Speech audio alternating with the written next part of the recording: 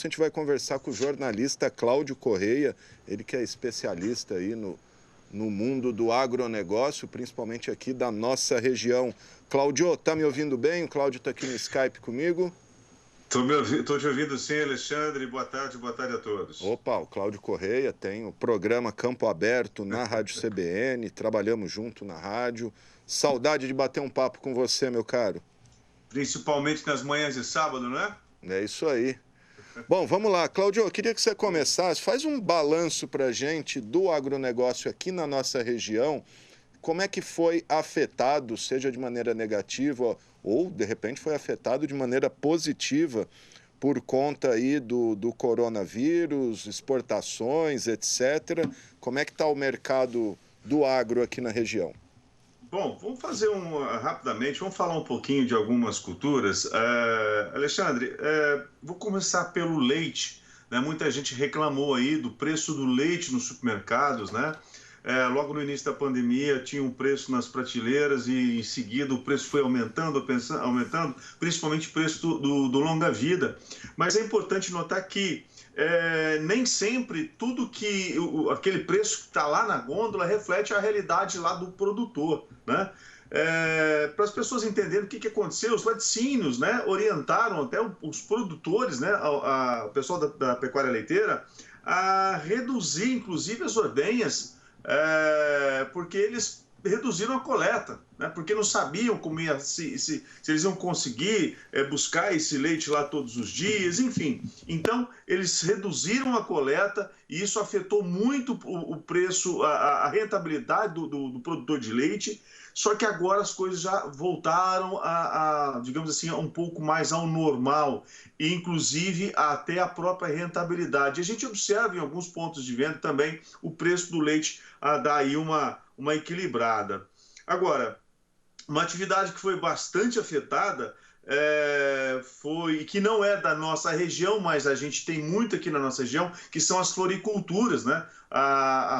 O pessoal dessa atividade sofreu demais com a paralisação dos eventos, das feiras, enfim.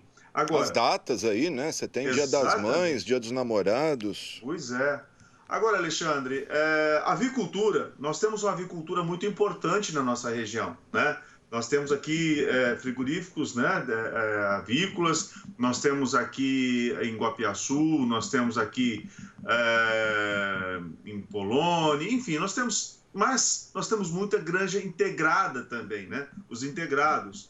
Eles sofreram um pouco, principalmente porque chega um momento que não tem como desovar essa produção, né? Vai colocar onde?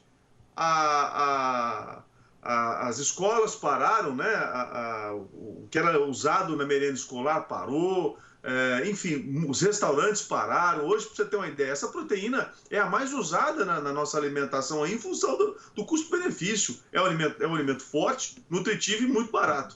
E com o restaurante parado, você imagina o sufoco que está sendo esse pessoal. A diferença, Alexandre, é que a exportação foi uma saída muito boa, principalmente para a avicultura brasileira, que rendeu números muito interessantes. A gente aproveitando essa taxa do dólar lá nas alturas, então foi uma maravilha. Foi aonde os resultados não foram tão ruins assim para a avicultura. Segurou. Agora, Desculpa, pode falar, pensei que tinha. Agora, a avicultura é a que mais preocupa, né? Pra você ter uma ideia, a São José do Rio Preto, a nossa região aqui, o Alexandre, nós temos aí uma participação muito grande na produção de borracha no país, né? No estado de São Paulo, principalmente. Então, veja bem, as beneficiadoras pararam, né? Pararam as coletas, então tem muito poucas. Por quê? Porque a indústria, o fabricante de pneu parou. Né? O governo fechou as indústrias. E esse vai fazer com o que com essa borracha? Tudo um efeito, é uma escala, é cascata. Então, se a indústria não compra a borracha da beneficiadora, vai fazer o que com essa borracha? Então, essa foi a mais penalizada, na minha opinião. E eu acho que os pequenos também devem estar sofrendo muito, né, ô Cláudio? Pequeno produtor, principalmente, eu tenho visto aqui, inclusive frequentava, né, quando podia, o Mercadão. algumas quitandas ali, inclusive fecharam temporariamente, porque diz, não tem para quem vender, a gente vendia muito para restaurante, para, enfim, para lanchonete, ninguém está comprando.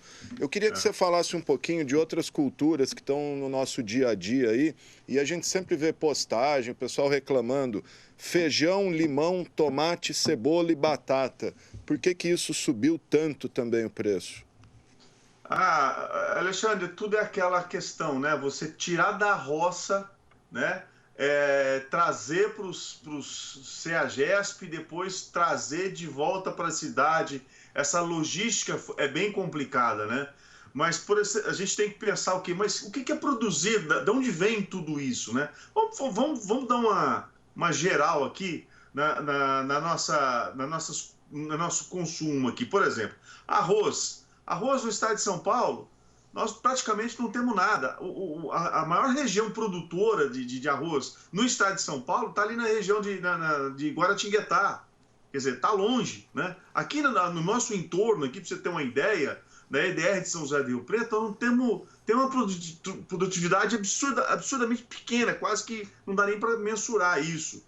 Então, bom, beleza. Feijão, o feijão das águas, né? Digamos assim, feijão das águas. O que tem no estado de São Paulo? Ali na região de Itapeva, aliás, naquela região ali, produz muito feijão, muita soja, muito milho. Então, é basicamente a logística. E nós temos que pensar também, são produtos que tem muito produto sendo exportado, né? O pessoal fala, feijão não é exportado, claro. Não é exportado, mas a demanda aumentou muito também. Nós tivemos alguns problemas de produção, seca no sul, nós tivemos uma seca muito forte no sul, viu, Alexandre? Eu acompanhei. Você acredita isso, por exemplo, você falou que a gente não tem feijão, não tem arroz aqui na região, é culpa aí do monopólio, da monocultura da cana? Não, é uma questão também nós temos um problema climático também. Agora, você tocou num ponto muito interessante que eu até gosto de conversar, a questão da cana-de-açúcar. Cana-de-açúcar, ela foi muito importante, ela é uma cultura muito importante, porém, eu acho que agora, nesse exato momento, ela é uma cultura extremamente para gente grande, para profissionais. Hoje, por exemplo, a gente tem aí destilaria. Quem tiver, por exemplo, só no ramo de produção de álcool, tá complicado. Esse tá fadado aí, tá andando no fio da navalha. Pois é, sem te interromper, eu até ouvi uma entrevista, acho que um diretor da Única falando hoje na Rádio Jovem Pan, ele estava reclamando e falando que sorte os que conseguem partir para o açúcar, né? Porque exatamente, quem está no álcool tá enrolado. Exato, porque, veja bem, hoje quem trabalha com produção de energia, né, fonte de energia, tá numa situação bem complicada. Esse pessoal em casa hoje, amigo, sem carro na rua, dificultou a vida de muita gente. Mas na questão do álcool é mais complicado ainda. Com a baixa nos preços do petróleo, Alexandre, o álcool perdeu completamente a competitividade. E não adianta você tornar uma commodity competitiva, um produto competitivo apenas na caneta. Isso não se sustenta, né? A gente já viu isso acontecer muitas vezes. Então, no caso do setor sucroalcooleiro, o que está acontecendo? Muitas usinas não conseguiram honrar seus compromissos. Seja com fornecedores, seja de insumos, sejam naqueles fornecedores de cana propriamente dito, que a cana é para a indústria, e isso abriu o quê? Abriu um grande espaço para a produção de grãos, que está vindo aí a soja, está vindo o milho com mais intensidade, por incrível que pareça, e tem também o algodão ali naquela região de Cardoso, Votuporanga, Riolândia, Votuporanga, e isso é muito bom. Por quê? Isso você vai diversificar a produção e vai dar uma rentabilidade e segurança maior para o produtor. Hoje, veja bem, hoje nós estamos falando de saca de soja a R$100, a saca de 60 quilos. Isso é espetacular. China comprando tudo, né, que tem de soja, nossa. China comprando tudo e, olha, nós temos muito muito cliente ainda para atender. Nós temos contrato futuro aí para atender com muita tranquilidade. Então, veja bem, nós temos soja para atender o mercado externo, nós temos milho, e não é só mercado externo. Nós temos aí, olha, as cadeias da proteína da suinocultura, que nós precisamos demais dos grãos soja, milho, para composição de ração, né? Enfim, não adianta, produzir e ganhar dinheiro, não há outra alternativa.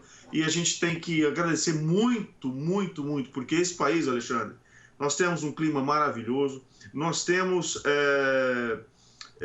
a nossa região aqui, principalmente, nós estamos numa posição geográfica fantástica, então dá para você, por exemplo, vou mandar esse produto aqui, vou exportar via Santos, via Paranaguá, enfim, a nossa região é muito privilegiada.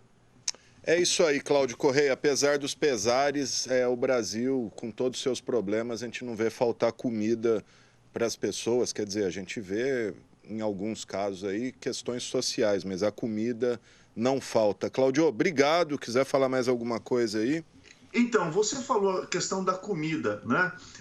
Dos pequenos e médios produtores. Está vindo aí, o governo está lançando aí mais um programa de aquisição de alimentos na ordem de quase 11 milhões de reais. Muito interessante, Alexandre, porque isso vai dar sustentação justamente a essa categoria aí que é muito importante, que são os agricultores familiares, que têm uma responsabilidade muito grande justamente na produção de alimentos, boa parte dos alimentos que vão para a nossa mesa. Por quê? Quando a gente fala de grandes produtores, eles produzem mais commodities. Agora, a agricultura familiar é muito importante porque é ela que produz legumes, mais arroz, mais feijão, enfim, isso aí é muito importante. E outra, a gente tem aqui em Rio Preto, Alexandre, um programa que é o Programa Alimenta Rio Preto, que tem feito uma diferença muito grande justamente na manutenção, no resgate social desses pequenos produtores. Isso tem feito a diferença, inclusive com destaque no jornal Valor Econômico no último mês. Maravilha, para merenda, né? O pessoal compra aí para merenda escolar, tem que ter um mínimo comprado de pequenos produtores aí. Exatamente. Enfim, tudo aí, alface, tomate, cebola. Ô Cláudio, o que Rio Preto mais produz hoje, se é que produz? Rio Preto não tem uma vocação agropecuária muito forte, mas o que nós temos aí de cultura? Olha, nós temos, é interessante, né? Quando a gente fala de Rio Preto, por exemplo, vamos falar um pouquinho da safra de 2019, 2020, quando a gente vem aqui no site do Instituto Agronômico de Economia Agrícola e vai aqui em Rio Preto, nós temos uma área bem interessante, mas a nossa produtividade aqui, perto digamos, do Brasil é muito pequena, mas nós já fomos hoje muito importantes na soja, perdão, na laranja, não somos mais, né? Barretos hoje, ele produz, da região de Barretos, a ideia de Barretos, ela é muito mais importante do que Rio Preto. Tem uns números interessantes, para você ter uma ideia. Laranja hoje, aqui na nossa região, nós temos uma produção aí de quase 19 mil hectares de laranja, né? Milho, nós temos um pouco mais de 10 mil hectares. Soja, 16 mil hectares. Cana de açúcar, cana para indústria. Quanto que é que representa? Quase 280 mil hectares, ou seja, não é muita coisa. Quando a gente vai falar em Barretos, para a mesma cana, é quase 460 mil hectares só de cana para a indústria. A gente hoje está indo para a transformação, mas, claro, os grãos, que fique bem claro, estão retomando as áreas hoje improdutivas por falta de investimento da cana-de-açúcar. Isso que fique bem claro, é muito bom. Tá certo, gente. Tá aí o Cláudio Correia, jornalista, especialista aí no agronegócio. Quem quiser acompanhar o Cláudio, tem a coluna diária. Tem ainda a coluna diária na CBN? Coluna diária, tem o site jornalcampoaberto.com e a gente tem um canal no YouTube lá também, que é o Jornal Campo Aberto, onde a gente posta aí todo o conteúdo lá para o pessoal seguir também.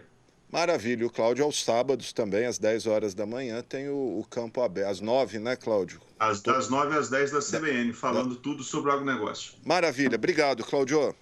Um abraço. Grande abraço, Cláudio Correia.